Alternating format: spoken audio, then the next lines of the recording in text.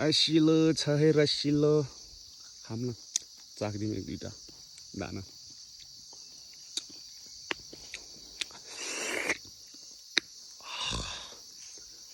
कस्तो स्विटी छ यार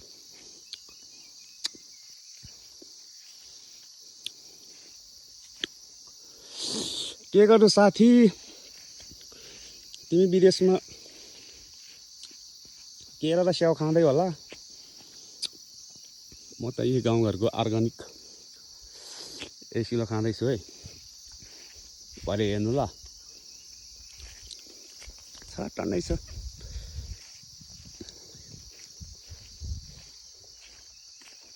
यहाँ चाहिँ दुईवटा बाटो आयो यता चाहिँ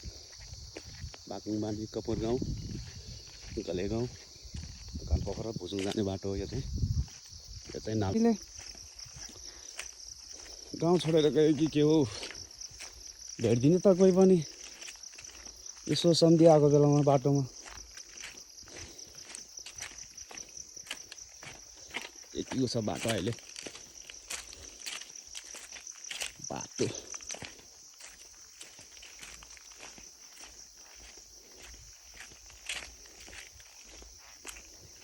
हेर्दै जाउँ हिँड्दै जाउँ कहाँसम्म पुगिन्छ के भेटिन्छ खाँदै जाउँ है खेल्दै जाउँ भन्ने हिसाबले निस्केको आज म कोही छैन सुन्ने भो मन याद आउँछ तिम्रै साथी के गरौँ म भन्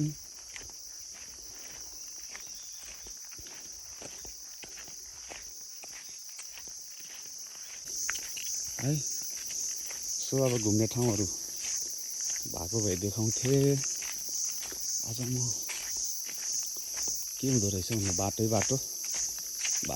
जाँदैछु कहाँसम्म पुगिन्छ है भरे फर्किने बेलामा त्यही हो अब छैन बाइक साइक गाडी साडी भएको भए खुरुर आउँथ्यो जान्थ्यो होला है हिँडेर जाने हिँडेर आउने है भनेर चाहिँ हिँडेको साथी यसो साथीहरूलाई सम्झना मात्रै गराइदिएको कतै भुल्यो कि हाम्रो गाउँठाउँ हाम्रो वनपाखा पहिला सँगै गाई भैँसी चरेर हिँड्ने बाटो है यसो सम्झना छ कि भनेर मात्र गरेको अब यहाँ दामी ठाउँ छ है दामी ठाउँ आउला छ पहिला हामी यहाँ गाई भैँसी बाख्रा चराएर टक्क खाजा खाने ठाउँ चाहिँ आउनु लागेको छ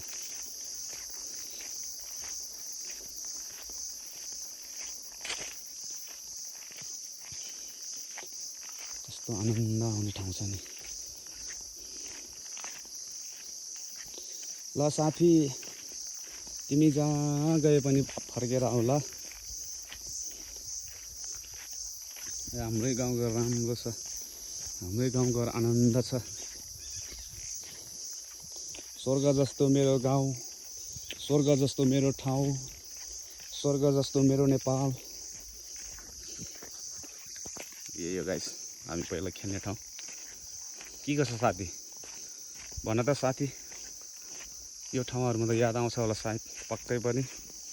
तपाईँहरूलाई है यही हो अहिले सबै बाटो खनेर बिगार्दैछ यो यही भैँसी आल तर सानोमा हामी पनि पौडी खेल्थ्यौँ यहाँ पहिला ठुलो हुन्थ्यो अहिले त सबै पुरेछ है सानोमा के त अब भैँसीसँगै आलमा खेल्थ्यो अहिले पनि घुस दिनुपर्छ कि अब जहाँ त बच्चा बेलाको सम्झनामा अहिले पनि एकचोटि लुगा सुगा फुगालेर तिमी हामी पनि हराउने है गाउँघरको ठाउँ पनि हराउने सायद यो रुखले पनि भयो होला हौ झन्डा 100-150 साल त सानोबाटै थियो यो रुख आजसम्मै छ है यो रुख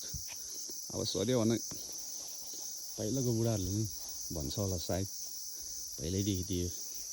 पहिल्यैदेखि नै थियो यो रुख भनेर अब अब कहाँ जानु त साथी, यही हो लास्ट है। यहाँसम्म देखाउँछु आज तपाईँहरूलाई साथी। यस्तो छ बर्खाको टाइममा